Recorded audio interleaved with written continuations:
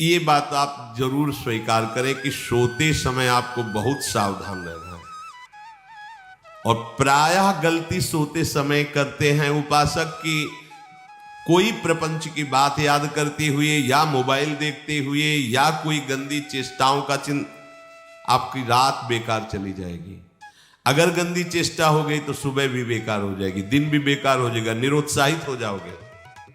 सोते समय आपको समय नहीं देना व्यर्थ चिंतन का। उसी समय विषय चिंतन होता है, उसी समय विषय भोग की आकांक्षा जागृत होती, उसी समय विषय देखने की इच्छा होती। मोबाइल है तो जिस समय आप अपनी शैया पर जाएं स्विच ऑफ कर दें। उसमें मैसेज घंटी आने का कोई भी रास्ता मत रखें। मान लीजिए आप उपासक हैं भगवत प्राप्ति के, 30-35 वर्ष ये नहीं था तो सब मर नहीं गए थे। और बोले इमरजेंसी, जब इसकी 30-35 वर्ष से पहले इसकी कोई रचना नहीं थी, मुझे लगता है, क्योंकि 30-35 वर्ष में ही इसका विस्तार देखा है। नहीं तो कभी किसी के पास मोबाइल नहीं। कोई बड़े अधिकारी तो इतना बड़ा हो, इतना बड़ा वाला हो, ऐसे रखते थे हो। नहीं तो मोबाइल तो हमें लगता है 30-35 वर्ष। तो फिर इमरजेंसी कैसे चलती थी? कैसे चलती थी इमरजेंसी? और आप ब्रह्मा हो क्या कि इमरजेंसी संभाल लोगे? स्विच ऑफ करो। जो सब इमरजेंसी संभालने के लिए तैयार रात दिन न सोता है, वो हर समय जागृत रहता है, वो हमारा आराध्य देव है। स्विच ऑफ करो, चिंतन लगाओ श्री जी का। ये जो रात्रि के शयन के समय मोबाइल में इधर उधर दृश्य देखने हैं, अपने सर्वनाश का बीज बोना है। मान लो, हमारी प्रार्थना मान लो, ये उस समय मन आपको परेशान करेगा जब कमरे की सिटकिनी अंदर से बंद होगी। सबसे प्रार्थना है रात्रि के शयन के समय। तो बोले फिर ठीक है 10 बजे तक देख लेंगे मोबाइल, इसके बाद शयन के समय भजन कर लेंगे। होगा ही नहीं। क्या तुम देखना चाहते हो? प्रिया प्रीतम के सिवा और कुछ क्या देखना चाहते हो? वो तो सुभग सुंदरी सहज सिंगार है, सहज शोभा सर्वांग प्रति सहज रूप वृषभानुनंदिनी। हमारी स्वामिनी जी की सुंदरता छुपाने के लिए आभूषण पहनाए जाते हैं, औरों को तो आभूषण सुंदरता बढ़ाने के लिए। यहां छवि के छिपाए बे को ऐसे के दास होके क्या देखोगे मोबाइल में? क्या देखना चाहिए? वासना की क्रीड़ा, और तुम उस क्रीड़ा को देखना चाहते हो? परमार्थ के पथिक हो। देखना है तो प्रभु को देखने की वृत्ति रखो, अन्यथा मूंद लो आंखें। प्यारे, महान फल प्राप्त करोगे। सबसे प्रार्थना है एकांत में मोबाइल रूपी दुश्मन से बचो। क्योंकि जब आप गंदी बात कहीं देखोगे तो आपके अंदर वैसे ही चिंतन बनेगा, वो ऐसे ही लगेगा मैं भी ऐसा करूं, मैं भी ऐसा भोगूं, मैं भी ऐसा देखूं। मान लीजिए आप, जब हमारे शास्त्र कहते हैं कि पशु पक्षियों के मैथुन को भी नहीं देखना है, अगर ऐसा एक बार दृष्टि पड़े तो मानसिक प्रणाम करके दोबारा दृष्टि न देना। और आप मोबाइल में ऐसी चेष्टाएं देखोगे, कैसे आप भगवत भजन करोगे? कैसे भगवत प्राप्ति का उद्देश्य रख पाओगे? ये कलयुग की बहुत महीन चाल है कि उसके बिना काम नहीं चलेगा और हम तुम्हें काम से युक्त कर देंगे। इसके बिना काम चलेगा नहीं, तुमको रखना पड़ेगा। और जब तुम इसे रखोगे तो हम काम अपना कर लेंगे। कलयुग ने कहा हम अपनी व्यवस्था बना लेंगे। यहां कह रहे जब आप नींद में जा रहे हैं तो बिल्कुल मानो मृत्यु शैया पे जा रहे हैं। आपको उस समय नाम जप में बहुत ध्यान देना है, कहीं मन बहक ना जाए। तो क्या होगा, 5-6 घंटे जो आप लेटोगे ना, वो भी भजन हो जाएगा। हमारा जो सततम योमाम स्मरति नित्यशा है ना, ये पूरा हो जाएगा। नहीं, उस समय हम सो जाएंगे तो हमारा 6 घंटे का वियोग हो गया, 6 घंटे भजन रुक जाएगा। और ये 100% पक्की बात अनुभव की कहते हैं। यदि सोते हुए भजन करोगे तो जगते, कई बार तो पकड़ा है कि अगर आधे पद में बेशुद्ध हो गए तो वो पद पूरा जगते ही शुरू हो गया है। मतलब बीच में स्थिति भागवती की रही। जैसे बेहोश करते समय हमने कहा था जब ऑपरेशन के हमें बता देना, तो उनका बाबा अब इंजेक्शन लगाने वाले हैं, तो वो 1 मिनट हमें केवल दीजिए, अपनी चित्तवृत्ति। तो जब होश आया तो वही पहले चिंतन चल रहा था, वही चिंतन। जैसे सोने के समय बेहोश हुए तो जगने के समय वही चिंतन, ऐसे ही इंजेक्शन से जब बेहोश हुए और जब होश आया तो वही चिंतन। बहुत बड़ा चमत्कार अभ्यास का है। नींद खुले तब से लेकर गाढ़ नींद आने तक स्मरण में कभी रुकना नहीं। और आपको एक छूट दे रहे हैं। कभी कभी क्या होता है कि एक मंत्र में, एक नाम में जैसे बहुत देर अभ्यास करते हैं तो मन उबने लगता है। इसका स्वभाव है, ये अनुभव की बातें कहते हैं। इसका स्वभाव है नवम नवम, नहीं तो ये मतलब, तो इसको हम लोगों ने कैसे फंसाया है। जैसे गुरु मंत्र जप रहे, अब 2-3 घंटे लगातार गुरु मंत्र जप, अब इसको उबन बढ़ी, अभी छोड़ रहा है, बीच बीच में पता चलता है छोड़ना चाहता है, छोड़ रहा है, तुरंत इसको नाम में फंसाया। अब थोड़ी देर नाम में चला, फिर उभरा, बहुत विचित्र है ये, अब उसको फंसा दिया। उस पीछे की बात अभ्यास के समय, नमामि शमीशान निर्वाण रूपम विभुम व्यापकम ब्रह्मवेद स्वरूपम। चिंतन, पदगान कर रहे, ये भगवान शिव पदगान कर रहे हैं, उसका चिंतन, निर्वाण रूपम विभुम व्यापकम ब्रह्मवेद स्वरूपम। अब अपने यहां अवसर है, सुंदर सुंदर कोई पद गुरु मंत्र जब करते हुए मन जब उमने लगे, राधा वल्लभ श्री हरिवंश, राधा वल्लभ श्री हरिवंश, राधा वल्लभ श्री हरिवंश, इसमें भी उमने लगे, शुरू कर, जोई जोई प्यारो करे सोई मोही भावे, भावे मोही जोई, इसमें भी उमने लगे। सुधा निधि का कोई एक लाइन ले लो, ब्रह्मेश्वरादि सुदुरूह पदारविंद श्रीमत् पराग परमाद्भुत वैभव, ब्रह्मेश्वरादि सुदुरूह पद, छोड़ना नहीं है, तू भाग में नवम नवम दे रहा हूं, नवम। इसको फंसाने के लिए आपके पास अस्त्र हो, जैसे यहां चाकू, यहां पिस्तौल, तलवार, ये वो सब बिल्कुल वीर सजा रहता है, ऐसे ही अपने लोग सजे रहते।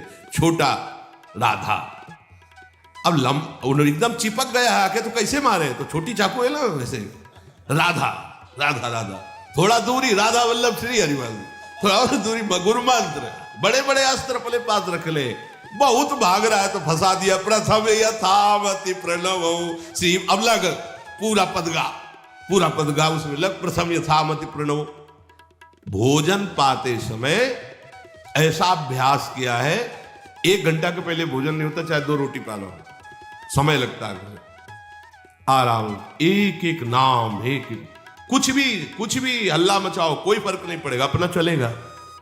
अभ्यास स्नान के समय, भोजन के समय, किसी क्रिया के करते समय, किसी से बात करते समय, सोते समय, ये विशेष स्थान जहां में सावधान रहना है। यहां भजन छूटता है, ध्यान देना, यही भजन छूटता है। चलते समय, क्रियावान होते समय, प्रसाद पाते समय या किसी से बतराते समय, ये सब भजन के छूटने के स्थान है, और यही पकड़ना है भजन को।